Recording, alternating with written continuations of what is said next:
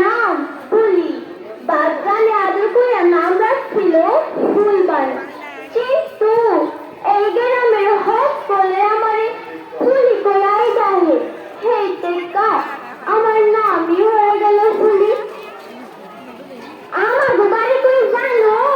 ওই যে জামালপুর আছে না, জামালপুর জানা পুরো এখান গ্রামে। আমার গ্রামটা না খুবই সুন্দর। উত্তরে সারি সারি ডান্সে দক্ষিণে কি সুন্দর মাঠ।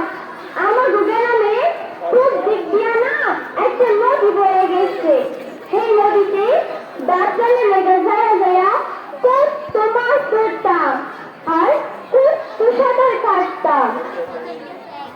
আমার না একটা প্রিয় জিনিস আছিল, সেটা কি আপনারা জানেন?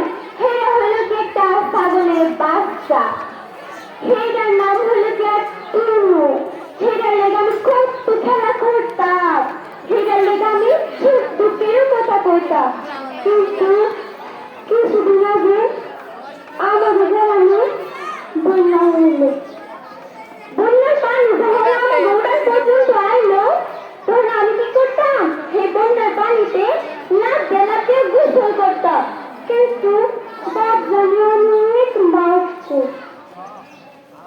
একটি গল্পে আমাদের গ্রামে বন্যার পানি আস্তে আস্তে বাড়তে থাকলো।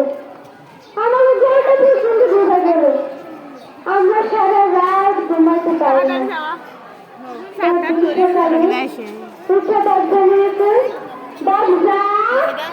আরে ও বাচ্চা, আমার তুমি দেখো, আমার তুমি গাড়িতে দেখি না, তুমি দেখো তোমার বাচ্চা আমার কি করে গেল? বাচ্চা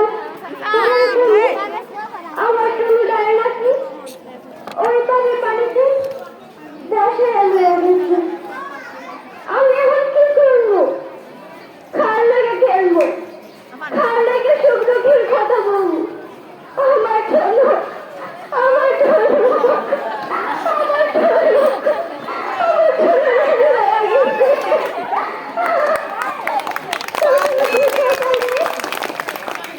আমরা